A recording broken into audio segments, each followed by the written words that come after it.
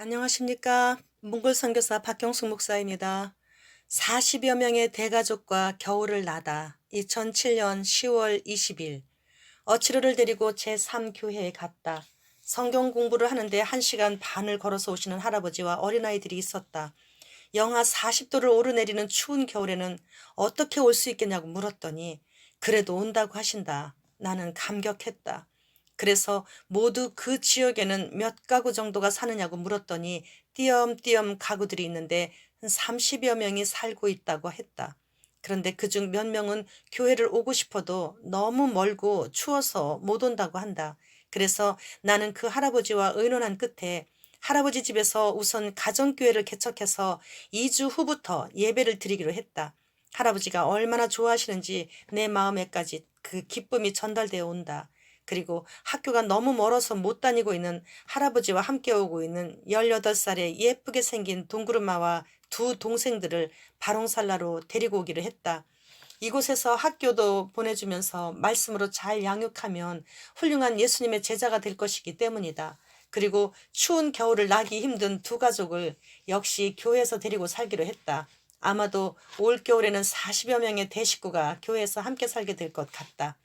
40여 명의 대식구들을 몇 개월 동안 함께 생활하면서 학교에 보내고 먹이고 입히고 재운다는 것이 지금 우리 교회 형편으로는 불가능한 일이지만 하지만 이렇게라도 하지 않으면 몽골의 혹한을 견디지 못하고 집도 제대로 없는 그들이 길거리에서 얼어 죽거나 굶어 죽을 것이 뻔한데 어떻게 외면할 수 있겠는가.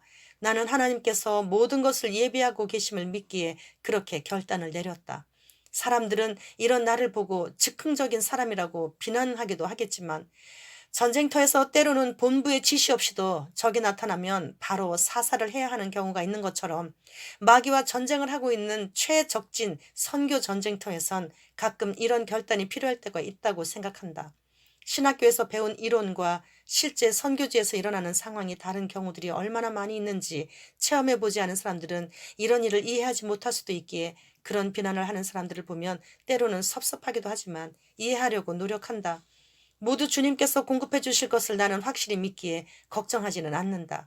하나님은 고아와 과부의 보호자이시고 공급자이시기에 어떤 손길을 통해서든지 후원금을 보내주실 것이다. 선교비가 어디서 온다고 그러느냐고 걱정들을 할 만도 한데 우리 성도들은 이제 그런 걱정은 별로 하지 않는다. 어려울 때마다 기도하면 채우시고 공급하시는 하나님의 놀라운 역사를 처음부터 늘 눈으로 목격하고 살아왔기 때문이다. 성도들은 모두 그렇게 믿고 사는데 오히려 나는 돈이 떨어지면 하나님을 믿으면서도 한편으로는 걱정을 하는 그런 믿음 없는 생활을 지금도 간간히 하고 있는 것이다. 막상 대식구를 거느리고 생활에 들어가자 전쟁터도 그런 전쟁터가 없었다.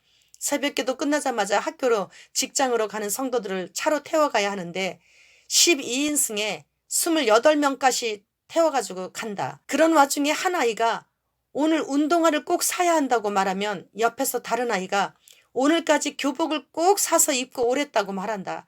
교복 입지 않으면 학교에 오지 말랬단다. 뿐만 아니라 공책 사야 된다는 아이, 학교 갔다 올 때 차비 주셔야 한다는 아이 등 정신이 없다. 그래서 가끔은 내가 혼동을 해서 너 어제 공책 사라고 돈 주지 않았니? 하고 말하면 저 아니고 그것은 쟤인데요. 한다. 이것이 우리 공동체들의 아침마다의 대화 내용들이다. 오늘도 예배 시간에 밖이 시끌시끌해서 나가보니 교회 울타리 바로 밖에서 동네 폭력배들이 두 패로 나뉘어서 패싸움을 벌이고 있었다. 우리 제자들이 말리다가 얻어맞아서 입술이 부르트고 상건이는 벽돌로 허리와 머리를 맞아 혹이 났다. 나는 그들이 밉기보다는 불쌍해 보였다. 그리고 서로 싸우다 크게 다칠까봐 걱정이 되었다. 상건이도 그들이 불쌍해서 기도해 주어야겠다면서 같이 옆에서 울면서 기도한다. 얼마나 감사한지.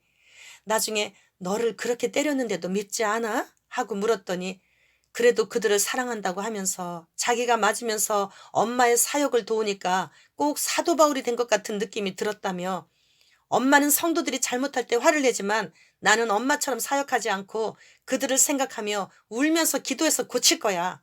하고 나를 한 방 먹인다. 날마다 조금씩 바뀌어가면서 변화되고 있는 상건이를 바라보면서 얼마나 대견하고 감사한지 모르겠다. 이제는 상건이가 나의 동역자가 되어가고 있구나 생각하니 하나님은 실수하지 않으신다네 라는 복음성가가 생각났다. 청주 은혜교회 장영숙 목사님과 임헌순 전도사님이 선교 헌금을 보내오셨다. 고추 팔아 남은 이익금과 청년부의 선교 헌금이라고 했다. 땀과 정성이 담겨있는 귀한 선교비다. 보내주신 선교비로 오늘 고기와 밀가루 그리고 여러 가지 식료품들을 살 수 있게 되었다. 처음에는 40여 명의 식구들이 어떻게 겨울을 나나 생각했는데 이렇게 하나님이 채워주고 계신다. 하나님은 고아의 아버지시며 과부의 아버지심에 틀림없다. 오늘도 양식을 사고 한 아이의 한 학기 등록금을 낼 수가 있게 되었다. 어치러와 태우나가 장학금을 받는 바람에 너무도 수월하게 이번 한 학기 등록금이 해결되었다.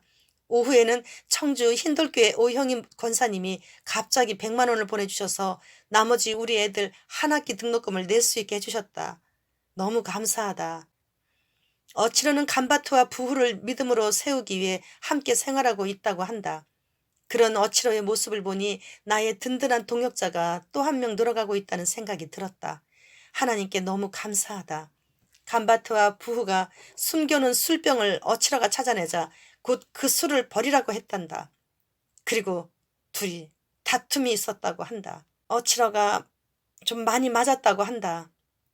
그러나 같이 한번 해보려고 했지만 나에게 실망을 주고 싶지 않아서 싸움을 안 하고 그저 맞으며 참았다고 그런 말을 한다.